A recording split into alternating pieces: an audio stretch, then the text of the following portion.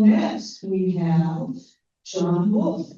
Jonathan Wolf is here from Olympia. And following his presentation will be Alex Smith. John is the environmental program manager, and Alex is the executive director for the program.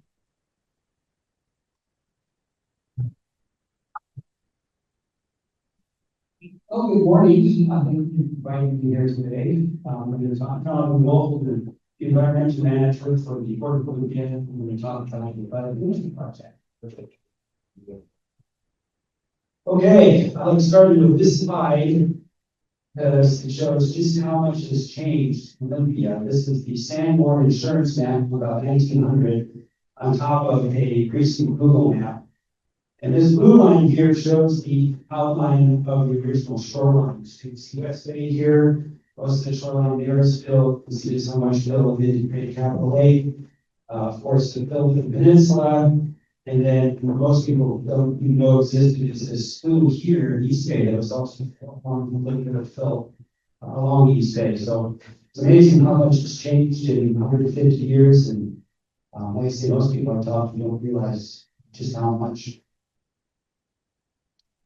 Okay, this is the Port Peninsula in about 1949. You see it's very industrial. You've got you have these logs here soaking in the salt water. You've got a couple of petroleum storage facilities. You've got wood treatment plants and there's smokestacks burning the hog fuel. Just for reference, this is the existing wine loft building. And this is the location of the current port administration building. So we will flash forward today. You see it's a vastly different landscape. The majority of the cleaning industry is gone. We now have residential areas, businesses, restaurants, and again, the arrows there for reference. So the cleaning industry is gone, but the contamination remains. Okay, what are we looking for here? This is a sediment cleanup project. So we are looking for dioxins furans. These are created from the burning of wood, especially sulfur-infused wood. So you saw the smokestacks burning the hog fuel for the wood that was out but in that soaking up the salt water. We're looking for polycyclic aromatic hydrocarbons, petroleum. Again, you saw at least a couple of petroleum storage facilities there on board. Heavy metals, arsenic, cadmium, lead. And then pentachlorophenol, which was a chemical used for preserving ions, wood ions. There are other contaminants that are not part of this biodynamic project. A lot of people make this project with a water quality project. So we are not looking at nitrogen water quality. The nitrogen contaminant is considered contaminated because it allows for algal growth, which then dies, decomposes, uses the oxygen. And that's where you get the low dissolved oxygen. That is not part of this project. That is obviously the state, it's Ecology, Enterprise Services. We're now looking at emerging chemicals like 6-PPDQ. There's been a lot of talk about that lately because of its effect on total salmon. That's really more of a saltwater runoff issue. And we're now looking at PFAS as legacy from other sources. So this is a sediment contamination study. Cleanup is not necessarily water quality. Water quality being water temperature, humidity, sedimentation, dissolved oxygen.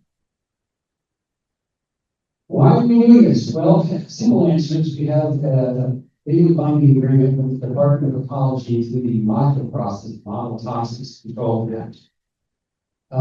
It is the port didn't necessarily contribute to the pollution, but it did lease land to industry that operated at a time when the environmental standards weren't quite as high.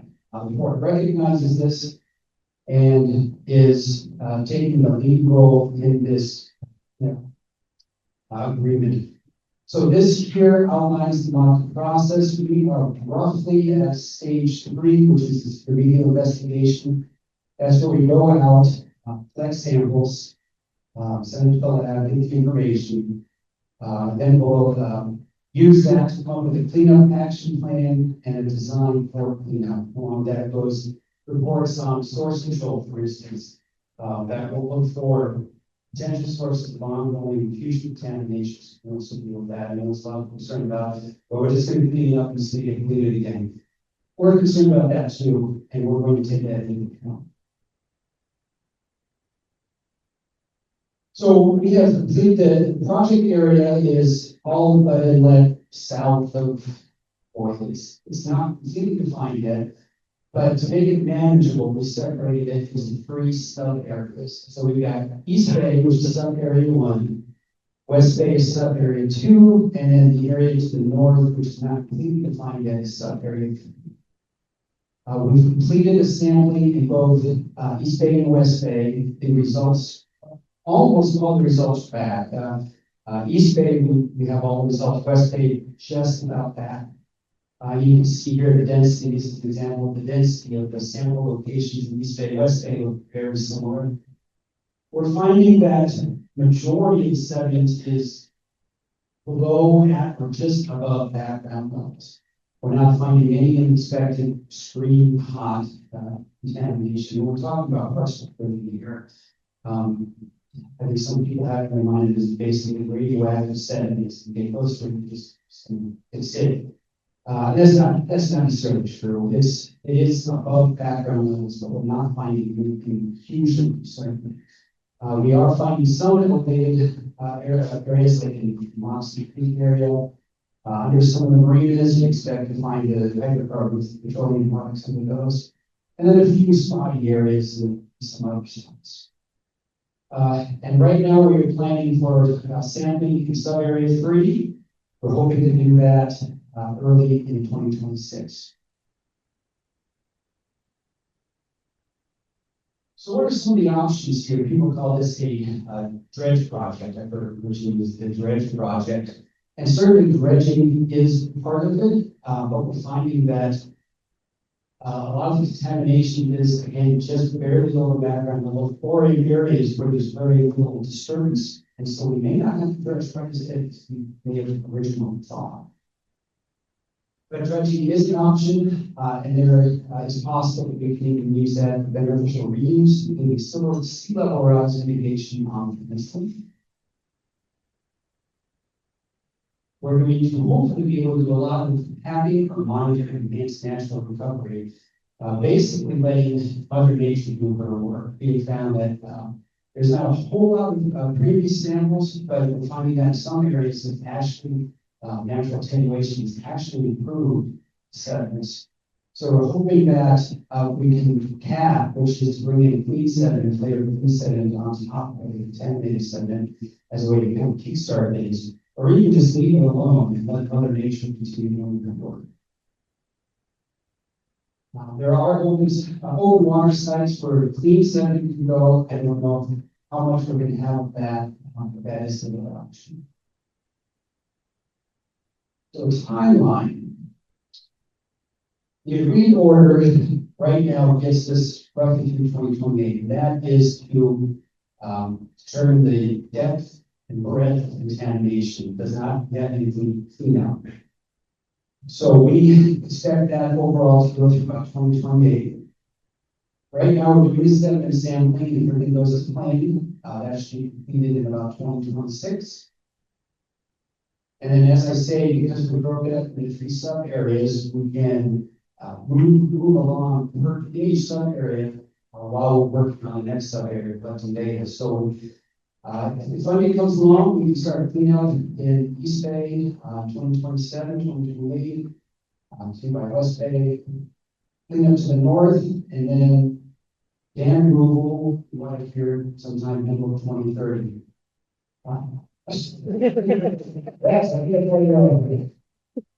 So it's important to have a dam out because, as was mentioned, there could be some significant sediment coming down from the lake.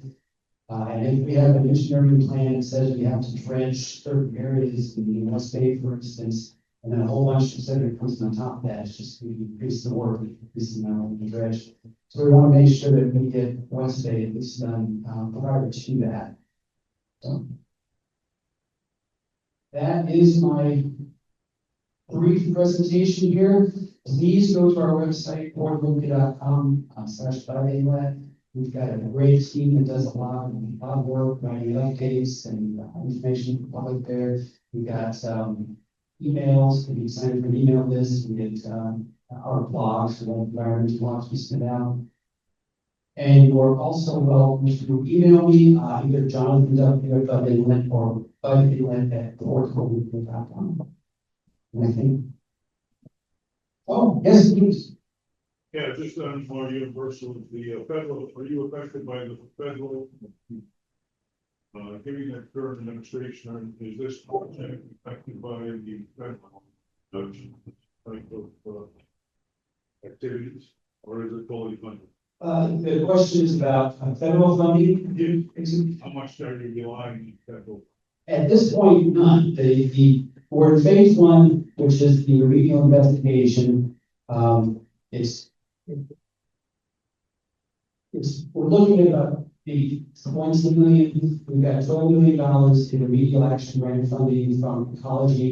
We've also received $5 million from the Department of Commerce from the legislature, and that should cover pretty much everything that all the costs in this phase. Now, getting to the next phase, I don't know. Hopefully, we're going to have aerosols and have other participants helping cover the costs. But right now, we're doing pretty good.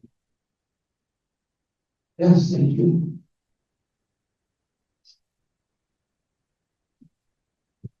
Okay, now we're going to have this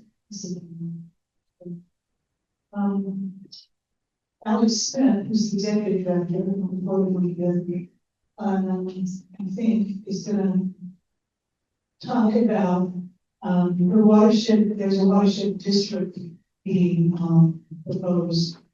Maybe this legislative session, I'm not sure, but or Deschutes, which is the first.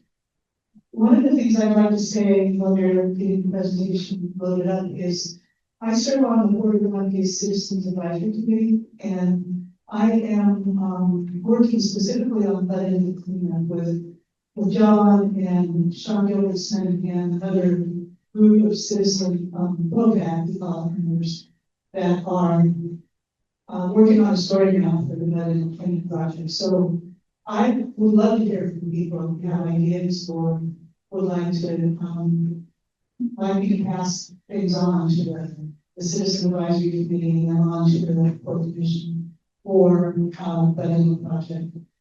I'm particularly interested in how the estuary restoration effort is going to change things in terms of that contamination issue. We ready? Yes. Okay. Alex Smith. Oh, and thanks, John. Where's John? Thank you so much.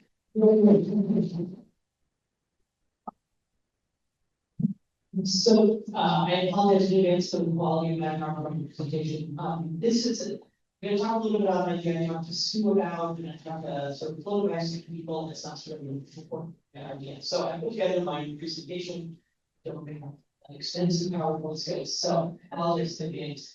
And the concept is what about something like watershed improvement districts? And it's an idea to get some additional funding in to areas where right now the funding is either limited or just in general. Yeah, okay. There we go.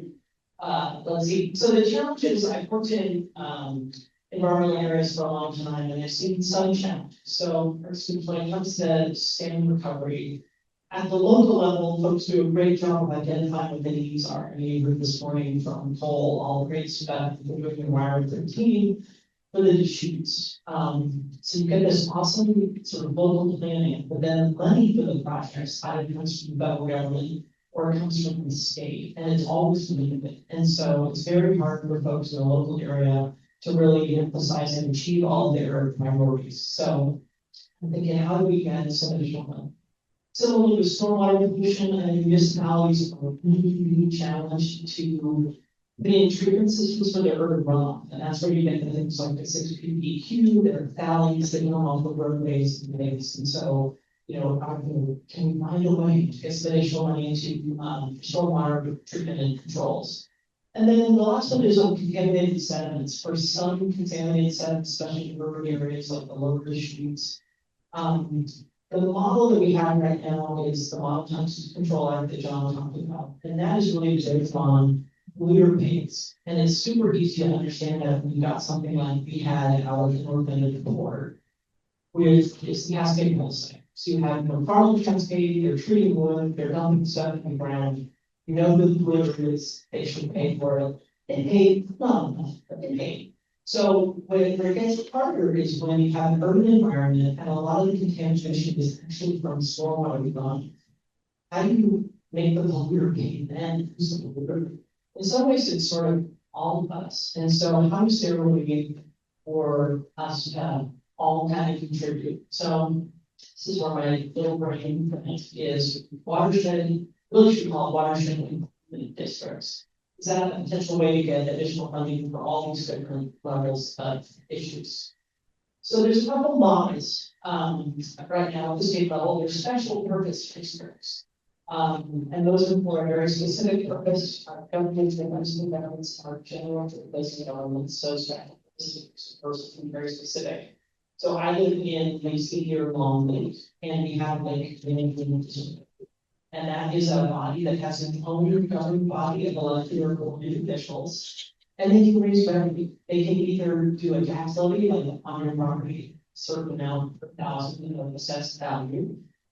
They can also do what are called benefit assessments, and it's similar except you try and limit who you're putting that assessment on to those who are identified as benefiting from whatever it is you're going to do.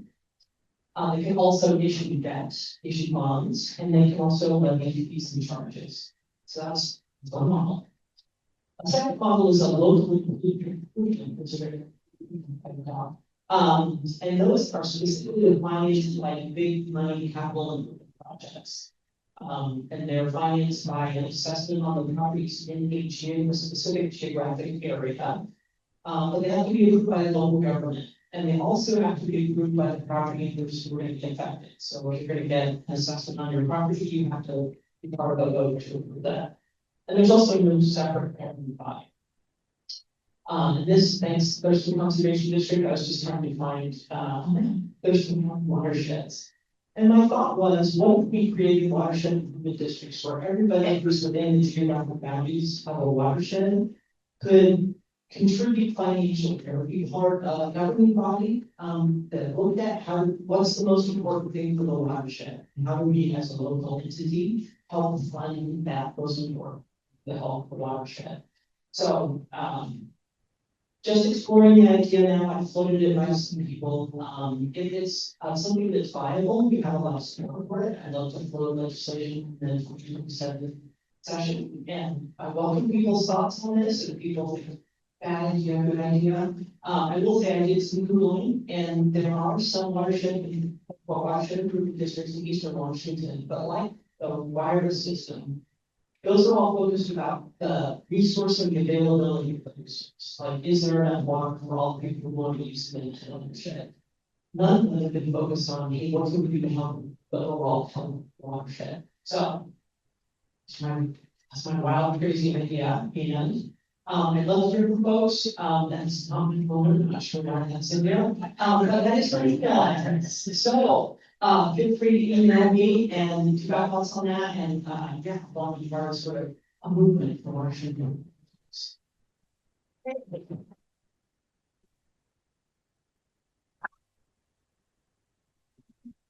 Great, that is, yeah, we need that. Okay, so next on the agenda, well, first of all, I want to know from presenters if you could let Jessica know on your way out if you're doing, if we can put your presentations on our website so people have access to them. Also, if you registered on your registration email you got, I think last night, there's a series of, links you can, link to. One of them is an overview of all the bios of our presenters today. The other one is, I think there's a program and some other information that, that might come in